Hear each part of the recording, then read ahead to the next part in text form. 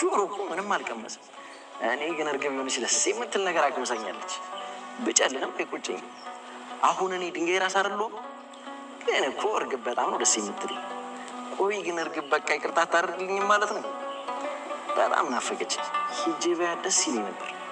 እሷ ግን ቦርሳ ሳትይዝ እንዳመጣ ብለኛለች። እንዴ ቦርሳው ፋየው ቦርሳው እንደተገኘ ነግረውኛል ነበር እንዴ? እንዴት ነው ጠዋት የረሳሁት? አሁን ሂጄ ማምጣት አለብኝ።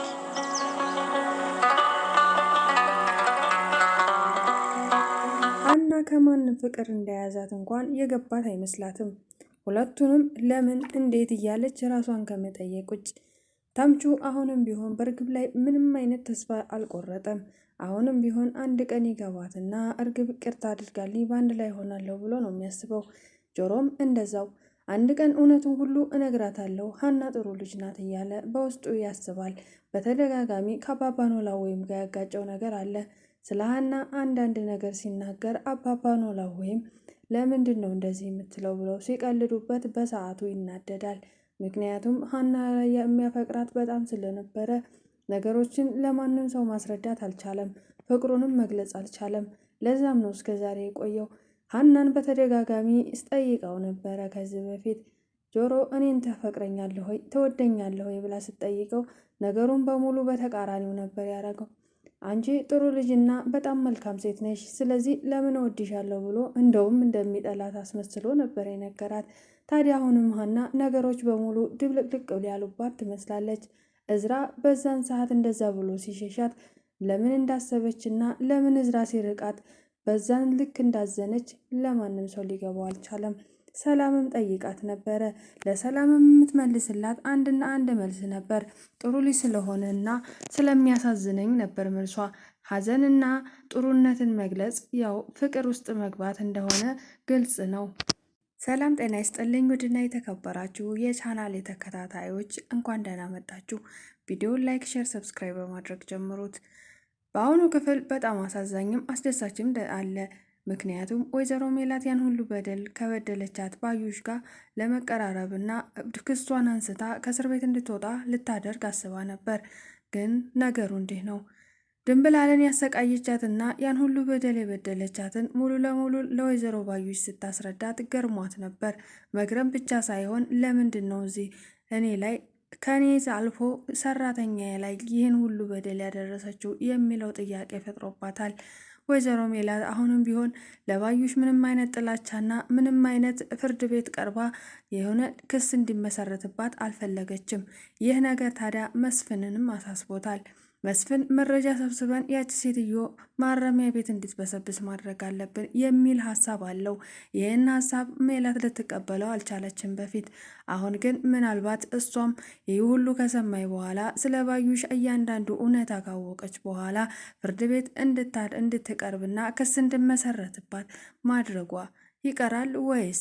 ምክንያቱም ሜላት አሁን ላይ እየተግደረደረች ነው። ነገሮችን በሙሉ ትታ ባዩሽ ነፃ እንድትሆን ነው ፍላጎቷ። ይህን ግን የሚፈልጉት ሰዎች ብዙ አሉ። እሷ ብቻ ሳትሆን ሌላም የእሷ ሰው የሆነ በብር የሚያግዛት ወይም ደግሞ ከሱ ጋር ሽርክና ሆኖ የሚሰራ ሰው አለ፣ እሷን ለማስወጣት ላይታች የሚል። ይህን ነገር አባባ ኖላዊ ወይም ሆኑ መስፍን፣ ሰላም፣ ሁሉም ቤተሰብ የእሷን መፈታት ባይወዱትም እንኳን ሜላት ከፈለገች እና ሜላት እንድትፈታ ከፈቀደች ባዩሽ መፈታቷ የማይቀር ነው። ባዩሽም ከዚህ በፊት ስትናገር በጣም እርግጠኛ ሆነ እና ከዚህ ቤት በፍቅር እንደምትወጣ ለመስፍን ነግራው ነበር። ያ ነው መስፍንን ያሳሰበው። አሁንም ቢሆን እቺ ሴትዮ ይህን ሁሉ በደል ካደረሰችብን በኋላ ነፃ ሆና ከመትፈታት የለባትም። እንደዛም እንደዚህም ብለን ሁሉንም ነገር እውነታ ተናግረን ለፖሊሶቹ አመልክተን ክስ መመስረት አለብን። ለክስ መመስረት ደግሞ ሙሉ መረጃ ያስፈልገናል። የፎቶ መረጃ ብቻ ሳይሆን የሰው ምስክሮችም እንዲሁም ሌላ ነገር ያስፈልገናል ብሎ ስላሰበ መረጃ ስብሰባ ላይ ነበር። ሀናን የሚያስፈልገውን ነገርም ጠይቋት ነበር። ሀና ግን አባቷ እንደሚያውቅ እንጂ እሷ ስለ ባዩሽ ምንም እንደማታውቅ ነግራታለች። ግን ባዩሽ ከዚህ በፊት አባባ ኖላዊ ከሀና የጠየቋትን ነገር አንድ መረጃ ያስገኝ ይመስላል። ወይዘሮ ባዩሽ ምንም አይነት ንብረት እንደሌላትና ኑሮዋም ዝቅተኛ እንደሆነ ከዚህ በፊት ሀና ለአባባ ኖላዊ ነግሯቸዋል። አባባ ኖላዊም ከዚህ በመነሳት እቺ ሴትዮ ብዙ በስሯ ብዙ ቀኝ እጅ አላት፣ ስለዚህ ለዚህ ደግሞ ብዙ ገንዘብ እየከፈለችና ብዙ ገንዘብ ያስፈልጋታል። ታዲያ እሷ ዝቅተኛ ኑሮ የምትኖር ከሆነ ያን ሁሉ ገንዘብ ከየት እያመጣች ነው ሰው እየቀጠረች ሰው የምታስገድለው? ስለዚህ ከሷ በኋላ አንድ ባለሀብትና ገንዘብ ያለው ሰው እንዳለ ጠርጥረዋል። መስፍንም ይሄን ነገር እንዴት ሊሆን ይችላል? ማን ነው በሷ ጎን ያለው? ምክንያቱም እነሱ የሚያውቁት የእሷ ቤተሰብ የሆነ ስለሌለ አሁን ላይ እነሱንም ይሄ ነገር ጥርጣሬ ውስጥ ያስገባቸው ይመስላል። ታዲያ እያንዳንዱ ነገር አሁን ላይ መረጃ ማውጣቱ የማይቀር ነው። በእርግጥ በዚህ ሰዓት ዘሪሁን ያስፈልጋቸው ነበር።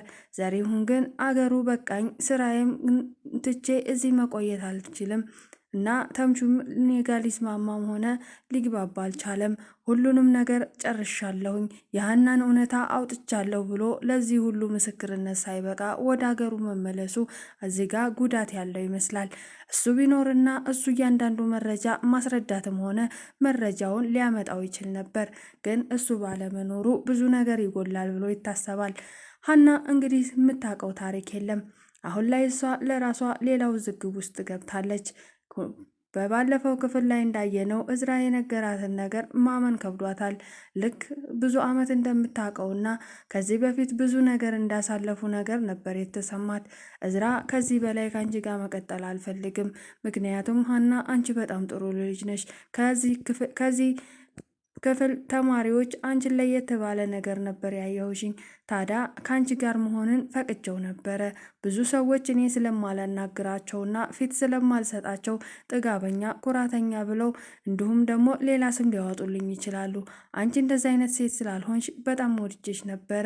ከዚህ በላይ ግን ከአንቺ መቀጠል ምፈልግ አይመስለኝም። ምክንያቱም ከአንቺ ፍቅር ከያዘኝ መጎዳት ስለማልፈልግ ልቤን አውቀዋለሁ፣ እየወደድኩሽ ነው። ስለዚህ ከዚህ በኋላ የኔና የአንቺ ግንኙነት መቋረጥ አለበት ብሎ ሲያሳውቃት ሀና ድንግርግር ነበር ያለችው። አንድ በኩል እዝራን ማጣት የሌለባት መሰላት፣ በሌላ በኩል ደግሞ ለምን ከቀረበኝ በኋላ እራቀኝ የሚለው ጥያቄ ሆኖባታል። በሌላ በኩል ደግሞ ያስቀየመችውም መሰላት። ታዲያ ይሄ ነገር ግራ ግብት አድርጓታል። ይሄ ሲገርማት ሌላ ዱብዳ መጣ። ሰላም ምን ሆነች ነው ሌሊቱን በሙሉ ስትገላበጭ አደርሽ? ያልበቃሽ ብሎ ደግሞ አሁንም አብረን እያለን ከኔ ጋር እንደሆንሽ እያወቅሽ ጭንቀት ውስጥና ሌላ ፈተና ውስጥ ውዝግብ ውስጥ ያለሽ ትመስያለሽ። ስለዚህ እውነታውን ለምን አትነግሪኝም ብላ አስጨነቀቻት። ሀናም ምንም የምነግርሽ ነገር የለም፣ ምንም የሚነገር ነገር ስለሌለኝ እኮ ነው ብላ ራሷን ለመሸወድ ፈልጋ ነበር። ሰላም ግን አንድ መጠየቅ ከጀመረ ስለማታቋርጥ ሀናን እውነቱን ለማወጣጣት ትችላለች። እዝራ እኮ ነው ብላ አንድ ነገር አፈተለከች። ሰላምን በሰዓቱ በጣም ነበር የሳቀችባት እና ፍቅር ጀመረሽ ወይ የሚልም ነገር አምጥታ ነበር። ነገሩን ሳትረጂ ሰላም ምንም ነገር አትበይ፣ እሱ አይደለም እውነታው፣ እዝራ ያለኝ እንደዚህ ብቻ ነው ብላ ስለ እዝራ አስረዳቻት። ታዲያ ምንድን ነው ችግሩ? አንቺ እኮ ፍቅር እንደያዘው ሰው ነው። ሌሊት እንቅልፍ የለሽም፣ ቀን ቀን ብቻሽን ለብቻሽ ታስቢያለሽ፣ ረጅም ሰዓት በጣም ትተግዣለሽ። ምንድን ነው ምክንያቱ ብላት ነበር። ያልበቃ ብሏት ጆሮ ከዚህ በፊት የሆነ ነገር እንደነገራትም አስረዳቻት። ነገሩ እንዲህ ነው። ጆሮ ከዚህ በፊት እነ ሰላም ባስቀየሟት ጊዜ ሀና ስታለቅስ በደረሰ ጊዜ እነሱ እንዳስቀየሟትና እነሱ ሲፈልጉ ያቀርቧታል፣ ሲፈልጉ እንደሚያርቋት ነግራው ነበር። ያንን በመረዳት ሰላምን ደውሎ ላግኝሽ በማለት ሰበብ ሁሉንም ነገር ተናግሮ ደንፍቶባት ነበር። ሀናን አፈቅራታለሁ፣ አንድ ቀን እውነታው ይወጣና ሁሉንም ነገር ስታውቀው እያደር ቀስ በቀስ አሳውቃታለሁ ብዬ እንጂ በጣም ማፈቅራት ልጅ ናት። ሀና ዜጋ የለችም ማለት እናንተን ሙሉ ቤተሰቡን አንድጀው ለእኔ እስር ቤት ብርቅ አይደለም፣ ስለዚህ ቤቴ ማለት ነው እስር ቤት ነው የምገባው ብሎ ዝቶባት ነበር። ለሀና ይህን ነገር ስትነግራት ሀና በጣም ነበር የደነገጠችው። በእርግጥ አንዳንድ ባህሪ ስታይበት ለጆሮ ጠይቃውም ነበረ። ለምንድን ነው እኔ ከተምቹ ጋር ስቃለድና ከተምቹ ጋር ጎን ስሆን ሁልጊዜ በቅናት መንፈስ የምታየኝ? ጆሮ እኔን ታፈቅረኛለህ ወይ ትወደኛለህ ወይ ብላ በድንጋጤ የመለሰላት መልስ ብዙም አላስደሰታትም ነበር። በሰዓቱ እንደማይወዳት ጥሩ ልጅ እንደሆነች መልካም እንደሆነች ብቻ ነግሯት በሰዓቱ ተለያይተው ነበር። ታዲያ አሁን ላይ ሰላም ስትነግራት ጆሮ እንደሚወዳት አረጋግጣለች። ጆሮ ለእሷ ያለው ክብርና ለእሷ ያለው ነገር በጣም ከባድ ነው። ብዙውን ጊዜ ከጎኗ ይሆናል። በተለይ ሲከፋት ሊያጽናናት ይሞክራል። እናም ብዙ ነገሯን ደግሞ ይሸፍንላታል። እስከ ዛሬም ድረስ አባቷን ሲታመም እሷ ስራ እያለች በምትሄድ ሰዓት ከጎናቸው ሆኖ እንደ ቀኝ እጅ ወደዛ ወደዚህ እያለ አብሮ ቆይቷል። ያ ብቻ አይደለም፣ ሀናን ስለሚወዳትና አባባ ኖላዊ ወይንም ስለሚያቀርባቸው ከብዙ ስህተቶቹ በእነሱ ምክንያት ተምርሟል።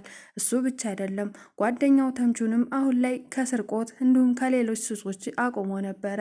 አሁን ግን በእርግብ ምክንያት ማጨስም ሌላም መጠጣትም አምጥቷል። ያ የሆነው በፍቅር ምክንያት ነው፣ እርግብ ከመጣች በኋላ።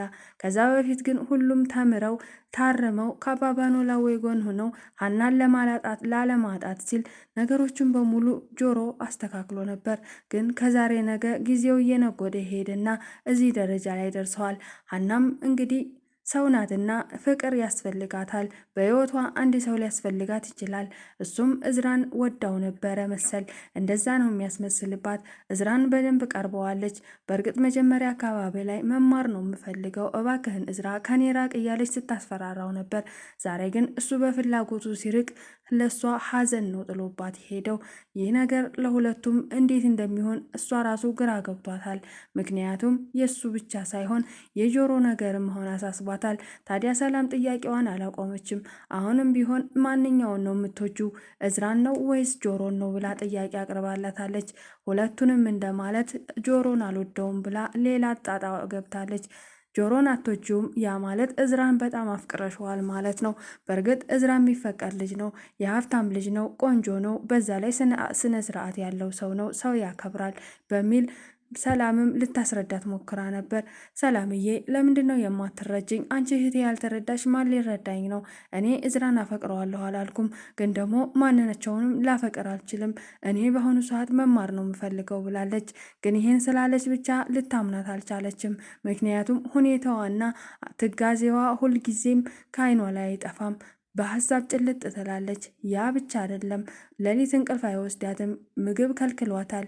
ይህ ነገር ፍቅር ነው የሚያመራው ብላ ሰላምም እየሳቀች ደምድማባታለች። እናም ታዲያ አሁን ላይ ግራ በሚገባ ውስጥ እንዳለች ግልጽ ነው። ሌላው ወይዘሮ ባዩሽ እንግዲህ የእስር ቤቷ ጉዳይ ምን ይሆን? ሜላት ምን ታስባለች? እርግብስ እንዴት ትሆናለች? አባባ ኖላዊ እርግብ እንዴት እያስፈልገው ነበር? በተዘዋዋሪ የወይዘሮ ሜላት ወርቅ እጇ ገብቷል። ሰላም በፊትም ልየው ስትል ከልክለዋት ነበር። የሰው እቃ ይፈተሽም ያደራ እቃ ነው፣ ስለዚህ ያስቀምጡልኝ እቃ አትነኩም ብሎ አባባ ኖላዊ ሲቆጣቸው ነበር። እነሱም በሰዓቱ አለመንካቱን ነበር የተዉት። ያንንም በማድረግ ትተውት ነበር። ወደ ትምህርት ቤት ከሄዱ ከተመለሱ በኋላ እንደገና ያንን ፖርሳ በአጋጣሚ ሰላም ስታየው አስባበት ሳይሆን ሳታስበው ያደረገችው ነገር ሁሉንም ግልጽ አድርገውታል። በሰዓቱ ተምቹም ያንን ፖርሳ ረስቶ ስለነበረ ወደ እነሱ እየሄደ ነበር። እሱን ፖርሳውን ለማምጣትና እርግብ ጋር ያለውን ነገር ለማወቅ ነው። ምናልባት ፖርሳውን ስለሰጠኋትኝ ይቅርታ አድርጋልኝ እምንቀጥላለን ብሎ አስቦ ነበረ። ግን ያሰበው ቀርቶ ያላሰበው ሌላ ድቡዳ ነው። ሰላም እዛ ቤት ቁጭ እንዳለች አላወቀም። በእርግጥ ከዚህ በፊት ሰላምን ያውቃታል። ሀና ነው እንጂ ማታውቀው የእርግብ ፍቅረኛ እንደሆነና እዛ ቤት እርግብን ብሎ እንደሚመጣ በተደጋጋሚ አይተዋለች። ይህን ነገር ታዲያ ማንም ሰው አልጠበቀውም። ሰላምም ለመተኛት ሞክራ ነበረ፣ ግን ነገሩ በሙሉ ግራ ያጋባል። በሰዓቱ ፖርሳውን ከፍቻ ያዋለሁ ብላም አስባበት አልነበረም። እንደ ቀልድ ከፈት ስታደርገው ወርቅ መሆኑን ስታይ ነው ማረጋገጥ የፈለገችው። በዛን ሰዓት ነበር በጣም የደነገጠችው። ይህን ሁሉ ወርቅ የያዘ እዚህ ቤት ምን ይሰራል? የማን ነው ወርቅ? ደግሞ እኮ የማየን ወርቅ ይመስላል ስትል ሀናም ግራ በመጋባት የምን ወርቅ ነው እንደ ያለው ብላ ጠጋ ስትል ድንገት በር ከፍቶ ተምቹ መጥቷል። ሰላምም ተምቹን ቀና ብላ ስታየው ደግሞ ይሄ ማን ነው? የእርግብ ፍቅረኛ አይደል እንዴ ብላ ጩኸቷን ለቀቀችው። በሰዓቱ ተምቹ ምን ማለት እንዳለበት ምን ማድረግ እንዳለበት አላወቀም። ምክንያቱም እሱም የሌባ ተባባሪ ወይም ደግሞ ሌባ ተብሎ ሊያዝ ይችላል።